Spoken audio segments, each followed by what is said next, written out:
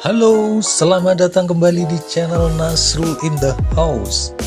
Oke, di video kali ini kita akan membahas tentang penelitian.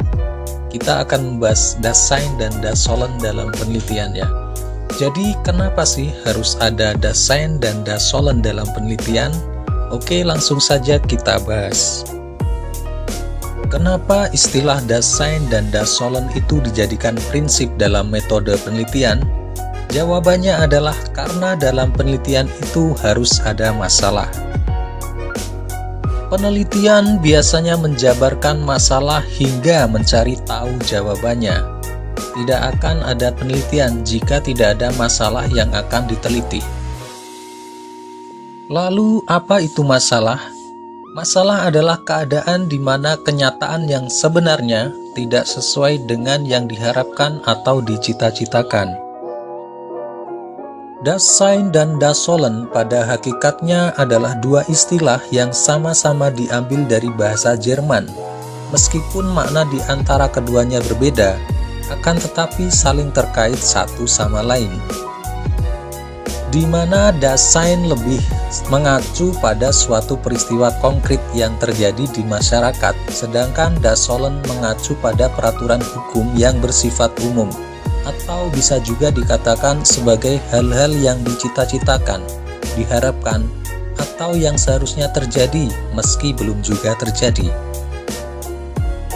Objek kajian psikologi terkait dengan Dasein dan Dasolen hakikatnya mengacu pada ekspresi kesenjangan sosial antara kenyataan yang terjadi dengan harapan yang diinginkan.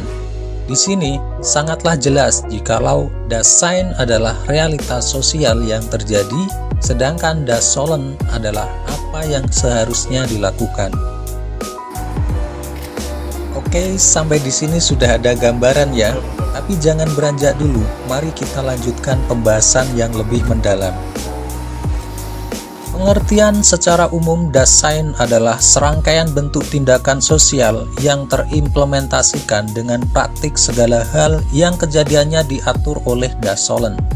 Sehingga, Dasein bisa pula diartikan sebagai peristiwa konkret atau peristiwa nyata yang sedang terjadi. Sedangkan Dasolen adalah segala sesuatu yang mengharuskan kita untuk berpikir dan bersikap. Misalnya dalam hal yang terkait dengan norma sosial, kaidah sosial, dan sebagainya, sehingga Dasolen bisa pula diartikan sebagai kaidah dan norma, serta kenyataan normatif, sebagaimana yang seharusnya dilakukan. Contoh sederhananya seperti ini, misalnya kita meneliti tentang motivasi berprestasi pada siswa.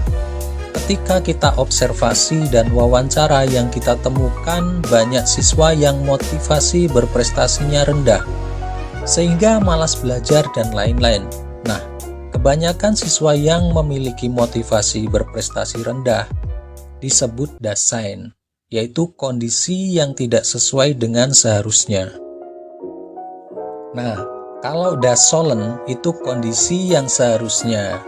Dalam kaidah nilai dan norma yang ada di masyarakat, seharusnya siswa itu harus punya motivasi berprestasi tinggi, sehingga ia jadi disiplin belajar dan mendapatkan nilai atau prestasi yang optimal. Oke, seperti itulah pembahasan kita tentang Dasein dan Dasolen dalam penelitian. Sampai jumpa di video selanjutnya, terima kasih.